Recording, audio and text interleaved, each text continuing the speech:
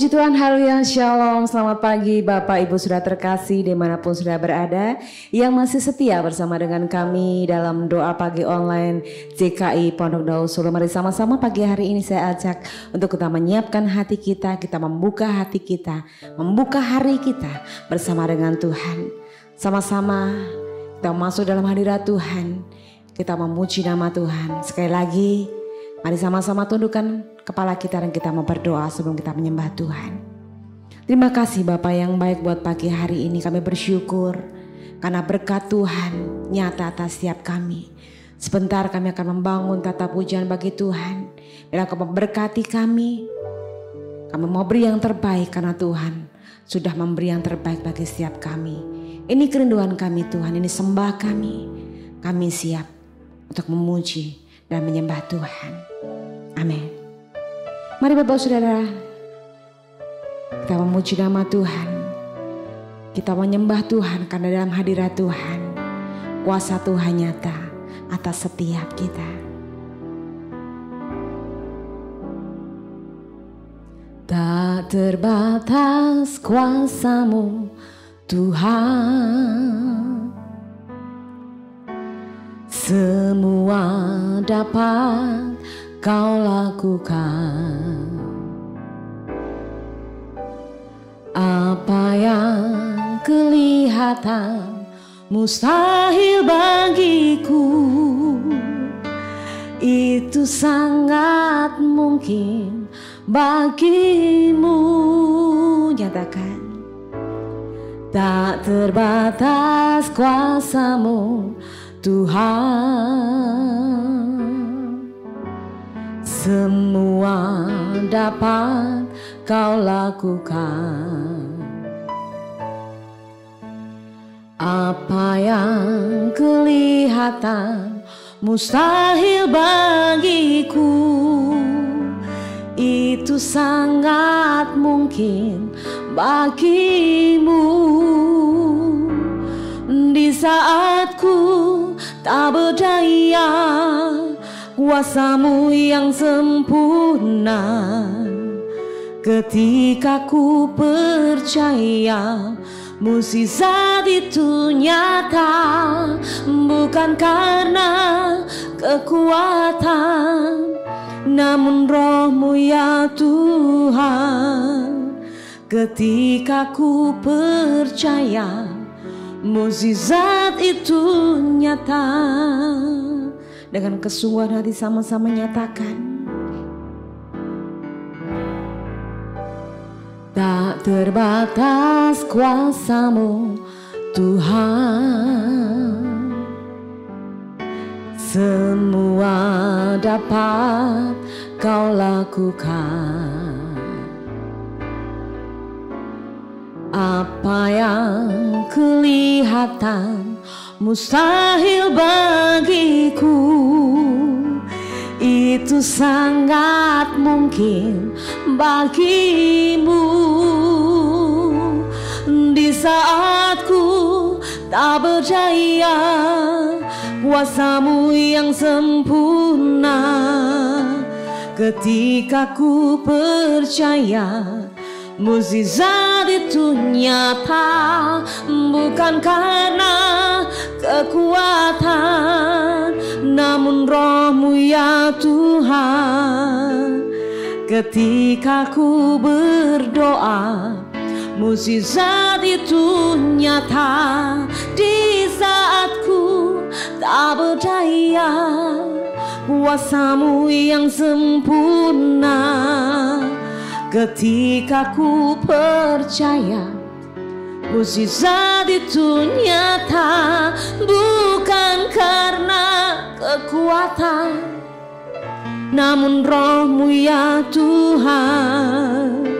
Ketika ku berdoa, mukjizat itu nyata. Ketika ku percaya mukjizat itu nyata. Ketika ku berdoa, mukjizat itu nyata. kami percaya di saat kami berdoa, mukjizat-Mu nyata. Kami percaya Tuhan, Kau Bapa yang baik, Allah yang bekerja, Allah yang memberkati dan memulihkan setiap kami. Kami bersyukur Tuhan, kami sembah, kami puji Engkau, Allah yang setia. Kau Allah yang berdaulat atas setiap hidup kami Tuhan. Engkau Allah yang mampu dan Engkau Allah yang sanggup mengubahkan setiap air mata kami menjadi tari-tarian dan sukacita. Terima kasih Bapa yang baik. Kami percaya Tuhan bahwa mukjizat-Mu terus ada sampai hari ini. Dan kami percaya Engkau Allah yang akan memulihkan setiap keadaan kami. Di dalam nama Yesus. Haleluya. Amin. Puji nama Tuhan, Bapak Ibu Saudara terkasih dalam Tuhan. Kita kembali lagi dalam doa pagi hari ini. Bila pagi hari kita sama-sama mau belajar tentang satu kebenaran firman Tuhan. Dan pagi hari ini saya akan sharekan sama-sama kita belajar tentang seorang tokoh dalam Alkitab yang bernama Naaman.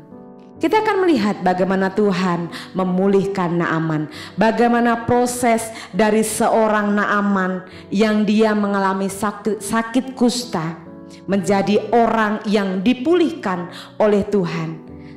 Saya tidak tahu Tuhan akan berbicara pada siapa, untuk siapa saat pagi hari ini. Tetapi saya yakin bahwa firman Tuhan pagi akan menguatkan setiap pribadi masing-masing kita. Biarlah hari ini kita buka firman Tuhan dan apapun yang kita lakukan dan kita perbuat hari ini akan menyenangkan hati Tuhan. Kita akan landasi firman Tuhan dan kita akan melakukannya dalam hidup kita. Pagi hari ini akan saya bacakan dari 2 Raja-Raja 5 ayat yang pertama. Demikian bunyi firman Tuhan. Naaman panglima Raja Aram adalah seorang terpandang di hadapan tuannya dan sangat disayangi. Oleh sebab dia, Tuhan telah memberikan kemenangan kepada orang Aram. Tetapi orang itu seorang pahlawan tentara sakit kusta. Bapak Saudara terkasih, disebutkan di ayat ini bahwa Naaman dia adalah seorang pahlawan. Dia seorang tentara yang luar biasa. Namun di Alkitab mencatat bahwa Naaman seorang yang kena sakit kusta. Di balik kegagahan fisiknya, di belakang baju zirahnya Naaman, di balik baju ketentaraan yang gagah dilihat oleh pandangan mata, di balik kemenangan-kemenangan yang sudah dia peroleh yang dia persembahkan untuk negaranya, dan di balik kegagahannya dalam jubah perangnya, di sini dinyatakan bahwa Naaman adalah orang yang kena kusta. Saudara terkasih, kusta adalah gambaran. Waktu itu adalah gambaran sebuah penyakit yang sangat memalukan. Mungkin aib buat yang menderita penyakit ini. Suatu hal penyakit yang sangat menjijikan bagi banyak orang. Namun Naaman, dia adalah pahlawan untuk negaranya. Nah, Bapak Saudara terkasih, pagi hari ini akan sama-sama belajar tentang seorang yang bernama Naaman ini. Naaman menggambarkan tentang orang-orang Kristen sekarang ini, yang di luar kelihatannya mereka baik-baik saja, di luar kelihatannya mereka hebat, gagah, kuat dalam menghadapi apapun. Di luar dari pandangan orang, mungkin orang itu terlihat happy, bahagia, semuanya serba kecukupan. Tetapi di depan orang, walaupun dia kelihatan tegar, kelihatan kuat, tetapi sebenarnya di dalam dirinya penuh dengan kelemahan, penuh dengan kekhawatiran, penuh dengan ketakutan, dan penuh dengan kecacatan. Nah, saudara terkasih, mungkin hari-hari ini kita menghadapi banyak kesulitan, kita menghadapi banyak masalah, pergumulan yang mungkin orang lain tidak melihat kita. Orang lain selalu melihat kita sosok yang kuat, sebagai seorang bapak yang luar biasa, ibu yang kuat, bahkan seorang pemimpin perusahaan yang seolah-olah di depan bawahan kita ini sosok yang kuat, sosok yang selalu punya wibawa dan kuasa. Tetapi sebetulnya dalam diri kita punya kekhawatiran yang luar biasa, punya ketakutan, bahkan istri kita pun, orang terdekat kita pun, anak kita pun tidak tahu apa yang sebenarnya terjadi dalam hidup kita. Tetapi kita tidak bisa menipu Tuhan, bahwa Tuhan tahu segala apa yang ada dalam diri kita. Pagi hari merupakan teguran bagi kita Bapak Saudara. Kita menjadi orang jangan sok kuat, jangan sok hebat. Kita bahkan tidak tahu kapan waktunya kita untuk menghadap Tuhan. Tidak ada hal yang bisa kita sombongkan dalam hidup kita. Dalam hal ini Naaman di zaman sekarang ini banyak terjadi di dalam hidup kita. Saudara terkasih, mungkin di dalam kehidupan kita, dalam kondisi ekonomi kita mengalami goncangan, mengalami badai. Namun Tuhan mau memulihkan kita. Tuhan mau memulihkan saya dan saudara. Tuhan mau menyembuhkan saya dan saudara.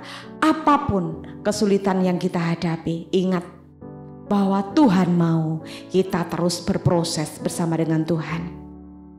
Hari ini kita akan sama-sama belajar apa proses yang Naaman jalani untuk Naaman memperoleh kesembuhan. Yang namanya mukjizat itu pasti tidak kita peroleh secara instan.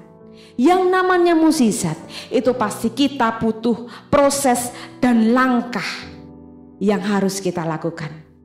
Sama-sama kita akan buka dalam 2 Raja-Raja 5 ayat yang kedua sampai kelima. Saya akan bacakan buat saudara semua.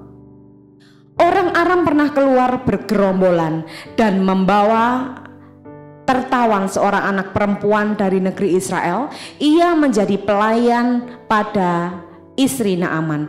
Berkatalah gadis itu kepada nyonyanya, sekiranya tuanku menghadap nabi yang di Samaria itu, maka tentulah nabi itu akan menyembuhkan dia dari penyakitnya.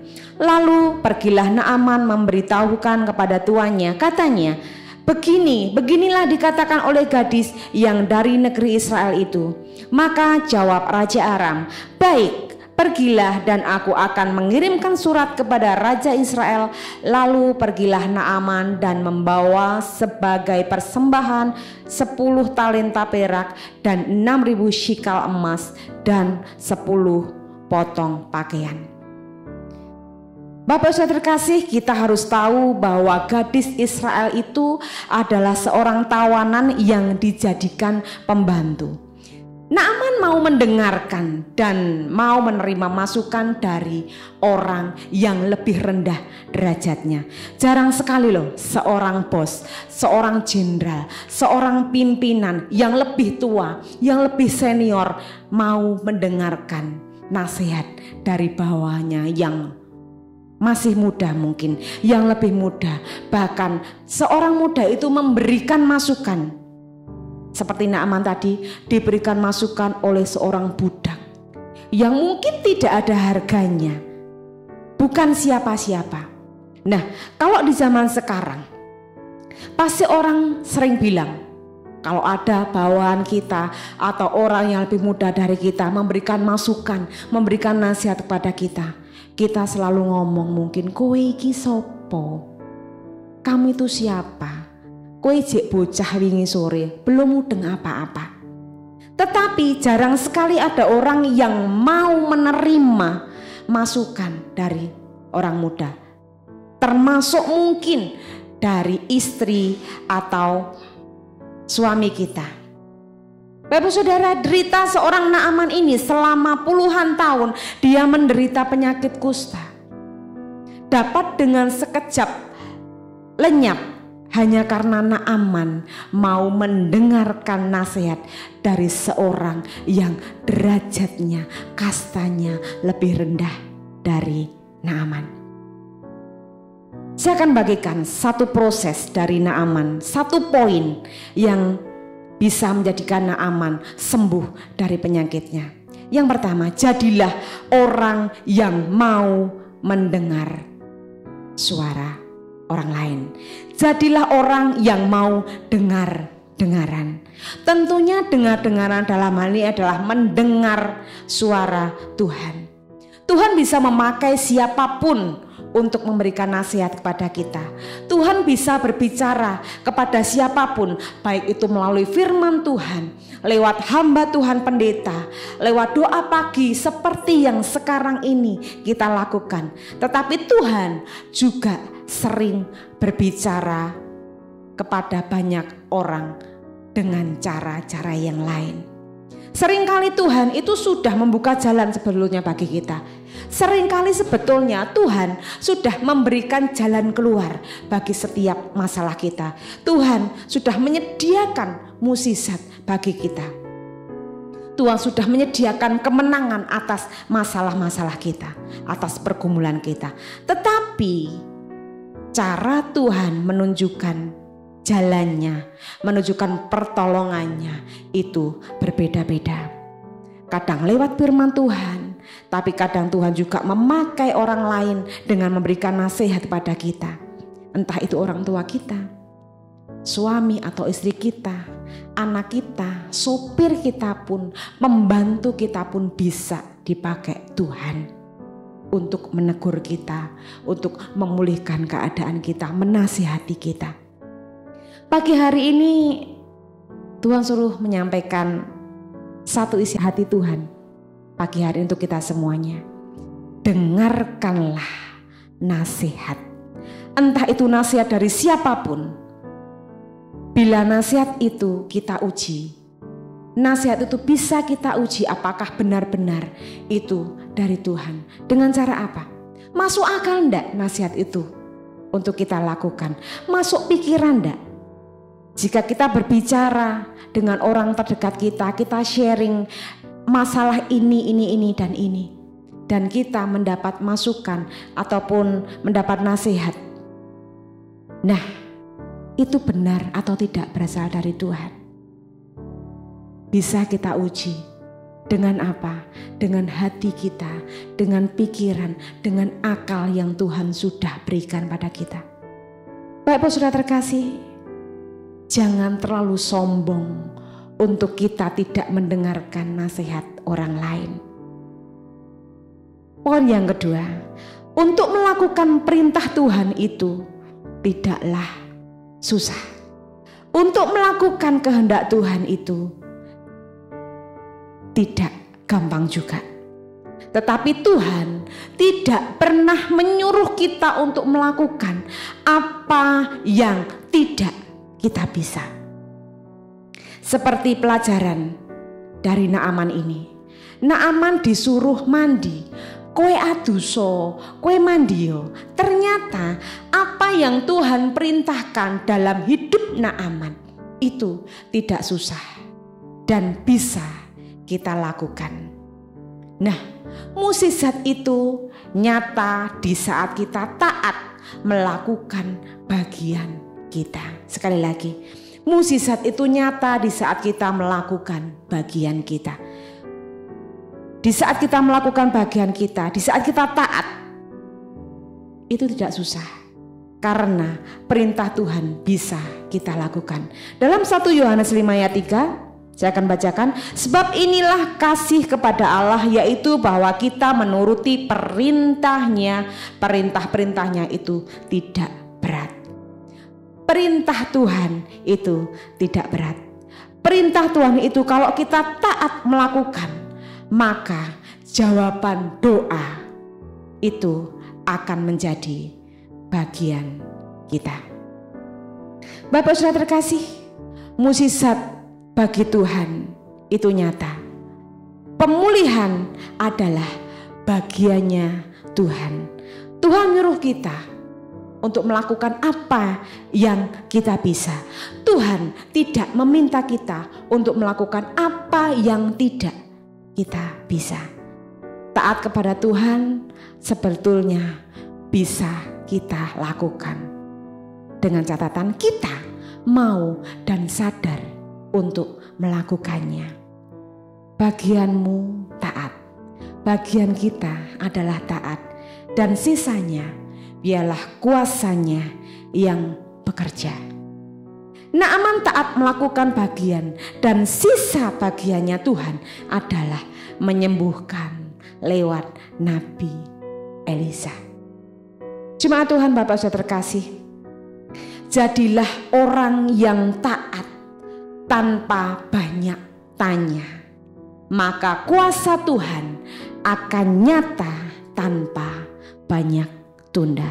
Sekali lagi saya tekankan bahwa jadilah orang yang taat tanpa banyak tanya pada Tuhan, maka kuasa Tuhan akan nyata tanpa banyak tunda. Kita semua tahu bahwa perintah Tuhan tadi gampang sekali kita lakukan dan dapat kita laksanakan. Tetapi kenapa banyak sekali dari kita yang sulit melakukannya? Hanya ada satu kata, yaitu karena kita sombong. Nah Bapak Saudara, perintah Tuhan sangat mudah kita lakukan, tetapi di saat kesombongan itu ada dalam diri kita, kita gengsi untuk melakukan apa yang menjadi perintah Tuhan karena kita memegang harga diri kita. Kita gengsi dan harga diri kita terlalu tinggi. Saat ada orang yang menasihati kita, kita selalu ngomong siapa loh. Dan itulah yang menjadi kesombongan kita. Seharusnya kita dapat lebih berkat dari Tuhan. Seharusnya kita mendapat kesembuhan yang lebih dari Tuhan.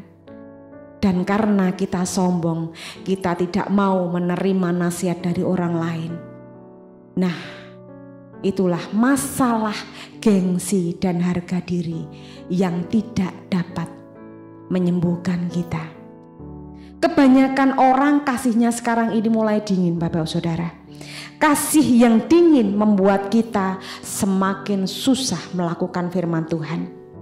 Dan pagi hari ini sama-sama kita mau belajar bahwa di saat kita mendengarkan nasihat orang lain, di saat kita di saat kita taat melakukan bagian kita, yakin dan percaya bahwa setiap pergumulan kita, setiap ketakutan kita, setiap kecemasan kita akan dijawab lewat doa-doa kita di saat kita taat sama Tuhan.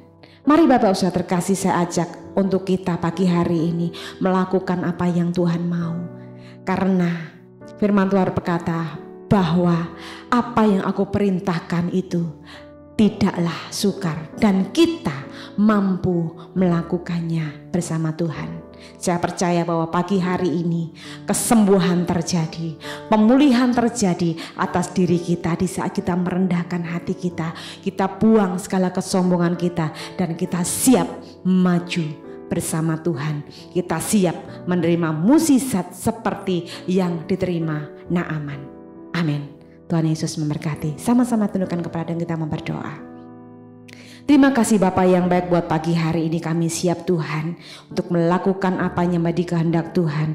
Kami mau Tuhan taat, kami mau Tuhan menerima teguran dari orang lain, kami mau mendengarkan nasihat dari orang lain, karena itu Tuhan yang menguatkan setiap kami untuk kami menerima mukjizat dalam hidup kami. Terima kasih Bapa yang baik buat pagi hari ini. Terima kasih buat firman Tuhan yang menegur dan menguatkan setiap kami. Kami siap membuka hari kami karena kami percaya Tuhan bahwa mukjizat mukjizat, kemenangan Tuhan sediakan atas hidup kami pagi hari. Di dalam nama Yesus kami siap menyambut berkat Tuhan. Haleluya. Amin. Selamat pagi, selamat beraktivitas, tetap semangat, terus andalkan Tuhan dalam hidupmu. Tuhan Yesus memberkati. Amin.